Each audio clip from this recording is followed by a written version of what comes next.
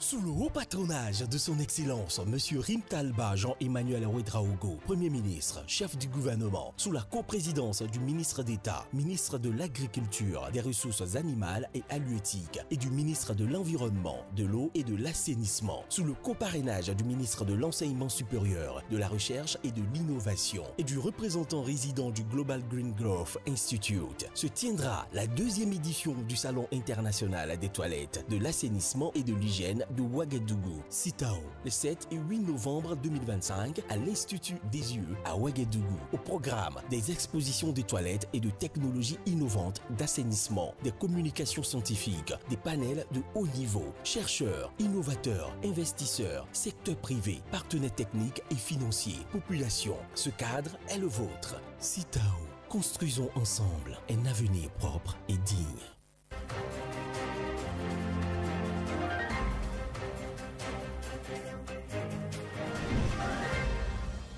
Vous êtes bien sûr face au Green TV, le média par excellence qui traite les informations en lien avec l'environnement, l'eau et l'assainissement.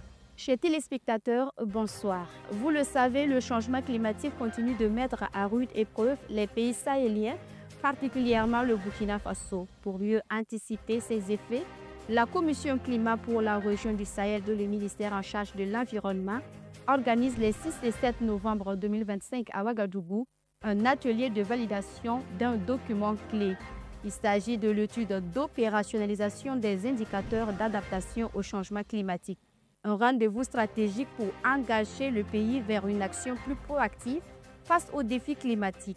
Les détails dans ce journal. Chers téléspectateurs, une fois de plus, bonsoir. Merci de nous choisir pour vous informer des actualités environnementales. Je vous le disais, la Commission climat pour la région du Sahel, en collaboration avec le ministère de l'Environnement, organise les 6 et 7 novembre 2025 l'atelier de validation de l'étude d'opérationnalisation des indicateurs d'adaptation au changement climatique au Burkina Faso. Au cours de ces 2 jours d'atelier, les experts du changement climatique vont examiner et valider ce document qui permettra au Burkina Faso de passer d'une logique de réaction à une démarche proactive et collective face au changement climatique. Le reportage est signé Mamadou Souaré. Ces experts du changement climatique sous la houlette de la Commission climat pour la région du Sahel passe en revue l'étude d'opérationnalisation des indicateurs d'adaptation au changement climatique. Il s'agit d'examiner et faire des amendements en vue de fournir un document de qualité à même de permettre au Burkina Faso de franchir un autre cap dans la lutte contre les effets du changement climatique. La cérémonie d'ouverture est présidée par le directeur de cabinet du ministre en charge de l'Environnement au nom du ministre Roger Barrot. Aujourd'hui, l'instrument de planification soumis à votre appréciation transcende de simples documents classiques. Nous posons les fondations d'un outil robuste au service de la gouvernance climatique de notre pays qui sera aligné sur nos priorités nationales et conforme aux exigences internationales en matière de transparence climatique. L'identification, le développement, l'opérationnalisation des indicateurs d'adaptation au changement climatique au Burkina Faso et la formation des parties prenantes à leur utilisation constituent sans doute une étape stratégique. Elle permettra de passer d'une logique de réaction à une démarche proactive, mesurable et collective face au changement climatique. Ces indicateurs d'adaptation au changement climatique sont d'une importance capitale pour le Burkina Faso selon ces experts. Ils répondent d'ailleurs à plusieurs exigences internationales. Pour les indicateurs d'adaptation face au changement climatique, il faut le dire, c'est très important parce que le Burkina Faso, comme pas mal de pays, a ratifié la Convention cadre des Nations Unies sur le changement climatique où des engagements doivent être pris. Donc, notamment la contribution déterminée au niveau national, le plan national d'adaptation, qui sont des politiques et des stratégies qui doivent être mises en place. Donc ces indicateurs doivent s'aligner avec ces stratégies et ces politiques-là. Il faut le dire, c'est des indicateurs que nous voulons mettre en place, c'est-à-dire des indicateurs smart, atteignables, mesurables et vérifiables au Burkina Faso. Donc avec les experts que nous avons invités pour cet atelier, après les travaux du consultant, c'est d'échanger et de voilà, de s'arrêter sur un nombre d'indicateurs vraiment smart, comme je le disais, voilà, pour pouvoir suivre voilà, et les activités d'adaptation pour faire face au changement climatique au Burkina Faso. Ces experts vont échanger durant ces 2 jours d'atelier sur près de 125 indicateurs structurés et parvenir à arrêter un certain nombre pour le Burkina Faso. Par la suite, l'élaboration des projets et programmes se fera sur la base de ces indicateurs. Du 16 au 19 octobre dernier s'est tenue la 4e édition du Salon de l'emballage agroalimentaire en Afrique à Foodpack, une édition marquée par de nombreux panels, mais aussi par une foire d'exposition. La société Agro-Emballage, qui est une structure spécialisée dans la production et la commercialisation des emballages agroalimentaires, a pris part à cette foire, une occasion pour eux de présenter aux visiteurs ces différents produits. Suivons ce reportage de Colette Ilboudo pour en savoir davantage. À cette 4e édition du Salon de l'emballage agroalimentaire en Afrique à Foodpack, plusieurs structures intervenant dans les domaines de l'agroalimentaire et des emballages présentent leur savoir-faire, spécialisé dans la conception et la commercialisation des emballages agroalimentaires. La société Agro-Emballage n'a pas voulu se faire compter l'événement. Elle est ainsi venue avec une diversité de produits tels que des machines de transformation agroalimentaire et des sacs réutilisables qu'elle présente aux visiteurs. À cette édition de Foodpack, nous avons décidé de présenter un peu nos différents volets sous la forme de produits ici présents. Alors, le premier volet étant bien sûr les machines, voilà, et installations, vous avez pu constater, voilà.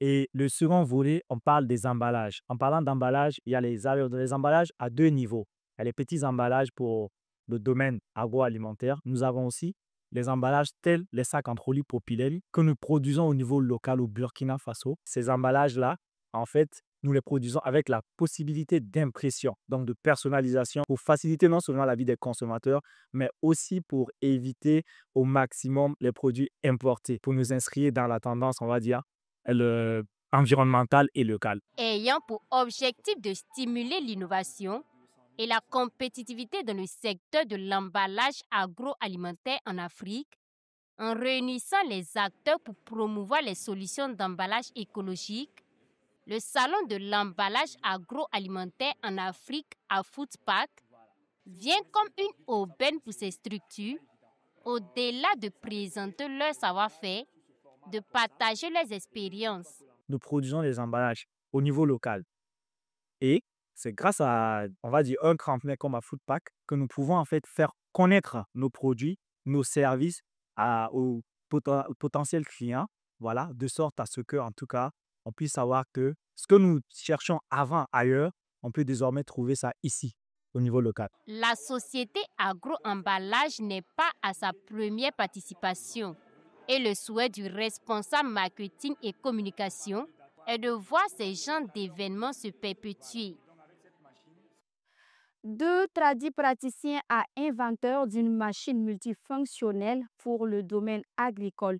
Il s'agit de Mahamadou Yoda, venu présenter son nouveau joyau à la fois d'exposition du Forum national de la recherche scientifique et des innovations technologiques FIRST. Son invention est une machine 5 en 1 qui permet de labourer, s'aimer, sarcler, déblayer et mettre de l'engrais. Ceci dans le but de faciliter le travail des producteurs. Des précisions avec Kokumiso. La 15e édition du Forum national de la recherche et des innovations technologiques FIRST a encore une fois de plus démontré son importance en tant que lieu incontournable pour la promotion des talents locaux et des innovations révolutionnaires. Pour l'édition 2025, un homme s'est illustré, Mahamadou Yoda, puisque c'est de lui qu'il s'agit, à présenter une machine multifonctionnelle, innovante et unique en son genre. Les 5 fonctions, là, je dis bien que ça laboure. Et en même temps que ça laboure, ça sème en même temps. Voilà. Et puis, ça fait le sarclage, le déblayage. Par exemple, le déblayage, quand tu veux travailler dans un champ, le champ qui n'est pas propre, où il y a des ordures, ça va déblayer d'abord. Là, son râteau derrière. Tu fais descendre le râteau, ça va racler les ordures là. Puis tu vas commencer à labourer. Quand ça laboure, ça sème en même temps. Quand ça finit, dès que ça finit de labourer, elle a fini de semer. Maintenant, tu attends la pluie pour aller voir si ça a bien germé. Voilà. Si ça a bien poussé, ça a bien germé, tu rentres encore, tu fais le sarclage. Voilà. À ce temps, les plantes sont toujours petites. Voilà. Quand tu as fait ça, deuxièmement, tu mets l'engrais, la machine la rentre dedans, puis ça met l'engrais au pied des plantes. Quand ça met l'engrais, il y a des pioches qui sont derrière, qui raclent la terre là, pour fermer l'engrais, pour boucher l'engrais. C'est la seule machine qui fait ça. Cette machine multifonctionnelle, issue de plusieurs mois de travail, est capable d'accomplir diverses tâches essentielles pour les habitants des zones rurales, du broyage des céréales à la génération légère d'énergie. Son but est de simplifier le travail des producteurs tout en mettant en valeur les ressources disponibles dans la région. J'ai fait ça, j'ai utilisé ça, ça a été opérationnel dans la saison pluvieuse qui est passée là. J'ai cultivé, j'ai travaillé dans mon champ, j'ai fait pour les voisins, voilà, etc., etc. Je n'ai pas encore mis sur le marché. Ça ne veut pas dire que moi, je n'ai pas appris la soudure, je ne suis pas un mécanicien, non. Je suis un traduit praticien, un guérisseur. Mais malgré ça, j'ai eu à créer ça. À faire des créations là, en tout cas ça y est dans ma tête. Donc il faut que je crée quelque chose pour pouvoir faciliter. Je veux créer une machine pour pouvoir faciliter la vie des paysans.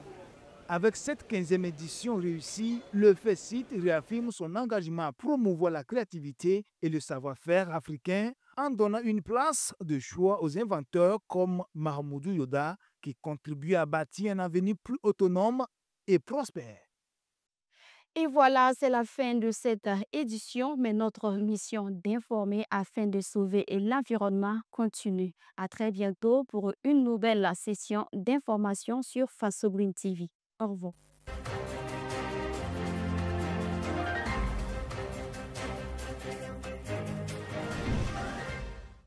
Sous le haut patronage de son Excellence, M. Rimtalba Jean-Emmanuel Ouedraogo, Premier ministre, chef du gouvernement, sous la coprésidence du ministre d'État, ministre de l'Agriculture, des Ressources animales et halieutiques et du ministre de l'Environnement, de l'Eau et de l'Assainissement, sous le coparrainage du ministre de l'Enseignement supérieur, de la Recherche et de l'Innovation et du représentant résident du Global Green Growth Institute, se tiendra la 2e édition du Salon international des toilettes, de l'assainissement et de l'hygiène de Ouagadougou, CITAO, le 7 et 8 novembre 2025 à l'Institut des yeux à Ouagadougou. Au programme, des expositions de toilettes et de technologies innovantes d'assainissement, des communications scientifiques, des panels de haut niveau, chercheurs, innovateurs, investisseurs, secteur privé, partenaires techniques et financiers, population. Ce cadre est le vôtre. CITAO, construisons ensemble un avenir propre et digne.